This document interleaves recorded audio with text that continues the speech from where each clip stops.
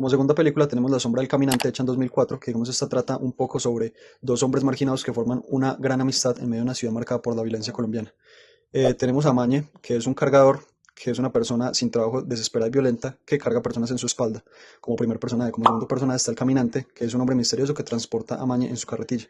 Digamos que los dos hombres están sin recursos y son víctimas de la burla y el rechazo. Los dos son marginados y digamos que estos se empiezan a unir a medida de que va pasando la película. Ambos se entienden porque comparten pobreza, exclusión y soledad.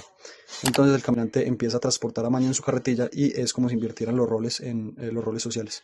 A medida que comparten, van haciendo una amistad basada en la supervivencia, en donde estos dos tienen diferentes traumas y complicaciones. Maña descubre que el caminante hacía parte de un grupo armado y que por esta misma razón perdió las piernas.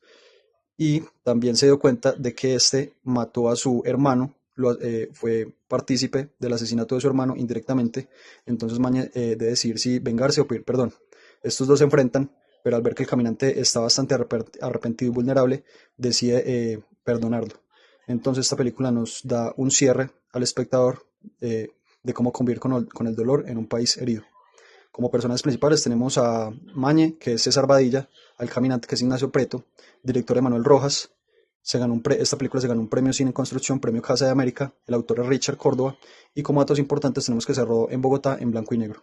Bueno, en base a la reflexión sobre las ideas principales, La sombra del caminante revela que la violencia en Colombia no solo deja heridas visibles, sino que también marca internas en el personaje, cargan en silencio, la relación entre los protagonistas muestra cómo víctimas y victimarios pueden cruzarse sin saberlo y cómo en medio de un dolor todos buscan algún tipo de compañía para sobrevivir. La película invita a reflexionar sobre la soledad, la culpa, la necesidad humana de comprensión, recordándonos que hay un país herido, que cada quien lleva su propia sombra y que la reconciliación, aunque es difícil, empieza por reconocer el dolor del otro. Bueno, definir como la idea central que se pretende transmitir en la película La sombra del caminante muestra el encuentro entre dos hombres golpeados por la violencia en Colombia, una víctima y un victimario que sin saberlo se encuentran y se necesitan. La película transmite que todos cargan heridas y culpas en un país marcado por conflicto y que solo al enfrentar estas sombras de posible es comprender al otro, sanar y buscar algún tipo de reconciliación. Bueno, hablando un poco ya sobre los elementos técnicos y como todos esos encuadres que se van a ver en la edición en la película La sombra del caminante, los elementos técnicos refuerzan como la idea central de la soledad y la alineación. Los planos largos y los abiertos muestran la ciudad frente a un individuo, mientras que en los planos cerrados es el caos que refleja como toda esa parte. La iluminación es tenue, la banda sonora mínima, crean un ambiente melancólico y realista, y los sonidos urbanos enfatizan como el aislamiento del conjunto. Estos recursos esfuerzan la conexión del protagonista, aunque limitan la expresión emocional totalmente directa. Bueno, y en esta otra película, esta obra usa las calles y barrios populares de Bogotá como un telón de fondo realista, marcado por la pobreza y también por el desgaste. La ciudad funciona como un personaje más, sus puestas, escaleras y espacios deteriorados influyen en cómo los protagonistas se mueven, se encuentran y sobre todo cómo sobreviven. La arquitectura impulsa mucho la historia, los lugares donde coinciden, caen, caminan o se esconden son muy claves para el desarrollo de la relación entre Mañe y el caminante. Pues en síntesis, Bogotá no solo es escenario, sino que también es un agente activo que condiciona la vida y las decisiones de los personajes. La producción usa arquitectura real de barrios populares de Bogotá, sin sets ni con efectos digitales. Este entorno es un entorno auténtico, que son calles estrechas, pendientes, muros desgastados y pues, materiales muy deteriorados. Crea una atmósfera cruda y tensa y que es propia del contexto urbano post-conflicto.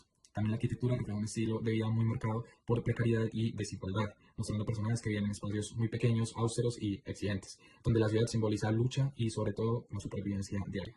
Ahora vamos a ver algunos simbolismos y significado o los simbolismos que se atribuyen a los edificios y a los espacios. Por ejemplo, la arquitectura deteriorada y empinada simboliza la carga emocional y social de los personajes de esta película. Los espacios estrechos y grises reflejan su tristeza, trauma y su sensación de encierro. Y la ciudad actúa como un espejo en su mundo interior, que es un entorno duro que representa sus heridas, la culpa y su lucha diaria. Bueno, en la película La sombra del caminante vamos a analizar la arquitectura de la película y el lugar en el que se desarrolla.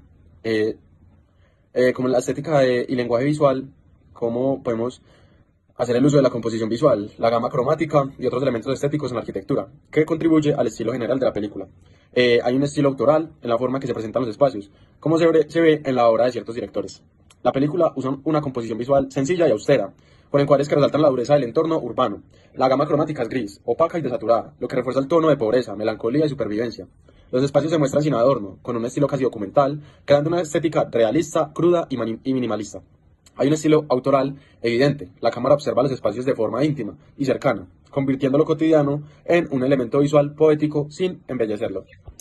Bueno, como otro concepto, la relación con la realidad, ya que la arquitectura como se representa de manera realista o fantástica, la película muestra la arquitectura como un contexto histórico específico o de diseño futurista. En este caso, la arquitectura es realista, ya que la película muestra arquitectura totalmente real, sin elementos fantásticos ni estilizados. Contexto de histórico concreto, los espacios urbanos representan el Bogotá y posconflicto e inicios de los 2000, marcada por la pobreza, el desplazamiento y las tensiones sociales. No hay futurismo ni escenas artificiales, ya que la arquitectura funciona como documento social.